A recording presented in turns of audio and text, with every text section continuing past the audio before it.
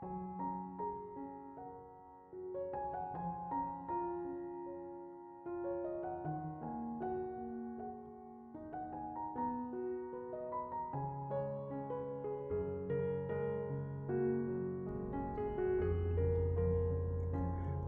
Ibu, saudara-saudari, adik-adik kaum muda yang terkasih. Shalom, apa kabar hari ini? Semoga tetap penuh dengan sukacita di hari terakhir tahun 2025. Saya sangat yakin Tuhan berjalan bersama kita semua. Hari ini kembali saya mengajak Anda untuk mendengarkan firman Tuhan. Mari kita siapkan hati kita. Tuhan bersamamu dan bersama rohmu. Inilah Injil suci menurut Santo Yohanes. Dimuliakanlah Tuhan. Pada mulanya adalah firman. Firman itu ada bersama-sama dengan Allah dan firman itu adalah Allah. Firman itu pada mulanya bersama-sama dengan Allah. Segala sesuatu dijadikan oleh Dia, dan tanpa Dia tidak ada suatu pun yang telah terjadi dari segala yang telah dijadikan.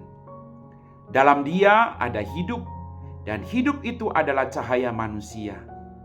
Cahaya itu bersinar di dalam kegelapan, tetapi kegelapan itu tidak menguasainya.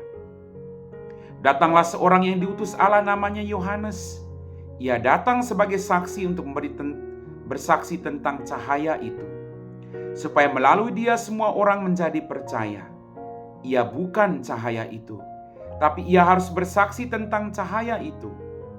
Cahaya yang sesungguhnya yang menerangi setiap orang sedang datang ke dalam dunia.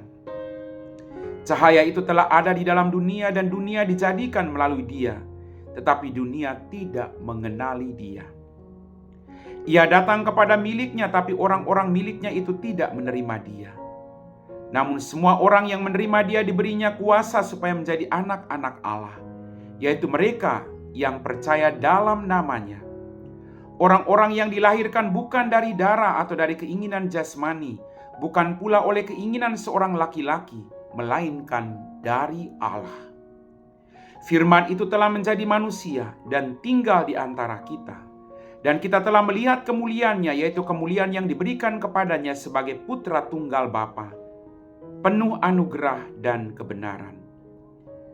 Yohanes bersaksi tentang Dia dan berseru, "Inilah yang aku maksudkan ketika aku berkata, sesudah aku akan datang Dia yang mendahului aku, sebab Dia telah ada sebelum aku." Karena dari kepenuhannya kita semua telah menerima anugerah demi anugerah. Sebab hukum Taurat diberikan oleh Musa, tapi anugerah dan kebenaran datang melalui Yesus Kristus. Tidak seorang pun pernah melihat Allah, tapi Putra Tunggal Allah yang ada di pangkuan Bapa, Dialah yang menyatakannya. Demikianlah sabda Tuhan.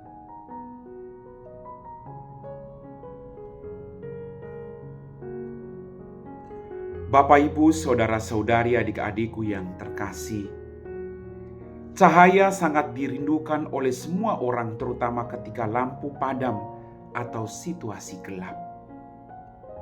Namun cahaya dihindari oleh orang yang ingin bersembunyi di tempat yang gelap. Mereka bahkan membenci terang atau cahaya. Di dalam kegelapan mereka merasa aman, sebab tidak ada yang melihat dan mengetahui perbuatan jahat mereka. Bapak, Ibu, saudara-saudariku yang terkasih, Injil menggambarkan Yesus sebagai terang yang ingin menerangi umat manusia yang berada dalam kegelapan dosa. Terang itu termanifestasi dalam diri Yesus, namun tidak semua orang menerimanya dengan baik. Bahkan ada yang berusaha menghindari dan memadamkannya. Mereka lebih senang tinggal di dalam kegelapan agar dapat menyembunyikan dosa-dosanya.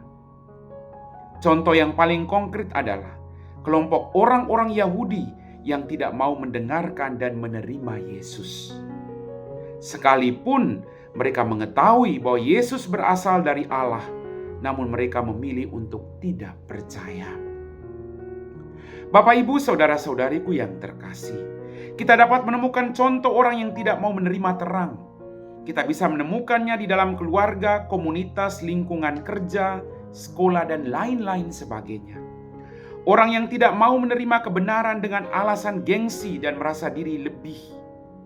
Kita semua bisa berada dalam situasi yang gelap. Namun kiranya hati kita selalu terbuka untuk menerima orang, menerima terang yang dibawa oleh orang lain. Bapak, Ibu, saudara-saudari, adik-adikku yang terkasih, terkadang tidak gampang untuk mengakui kesalahan dan tidak gampang untuk mengalah bagi orang lain.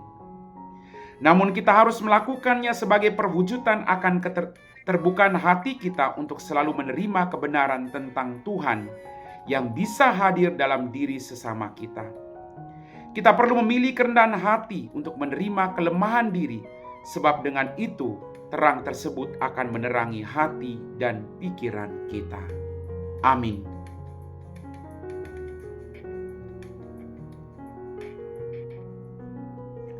Bapak, Ibu, saudara-saudari, adik-adik, kaum muda yang terkasih, kita semua telah diteguhkan oleh firman Tuhan. Mari kita siapkan hati kita untuk berdoa.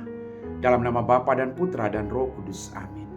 Tuhan, terima kasih banyak untuk semua berkat-Mu. Ampuni dosa dan kesalahan kami.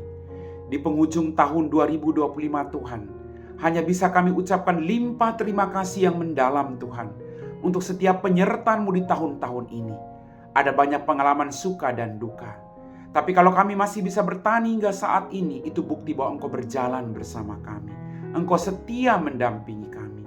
Ampuni kami orang yang kurang percaya ini. Tuhan, kami akan memasuki tahun baru, tahun 2026. Semoga Engkau menuntun kami. Tambahkan iman kami untuk tetap berjalan bersama Engkau, mendengarkan Engkau dan melakukan perintah-Mu. Berikanlah kami di tahun yang baru semangat yang baru. Jauhkan kami semua dari segala mara bahaya, sakit, dan penyakit. Semoga di tahun ini, tahun yang baru nanti Tuhan, kami diberikan sukacita, rejeki yang secukupnya.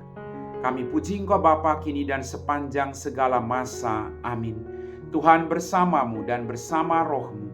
Semoga kita sekalian diberkati oleh Allah yang Maha Kuasa, Bapa dan Putra dan Roh Kudus. Amin.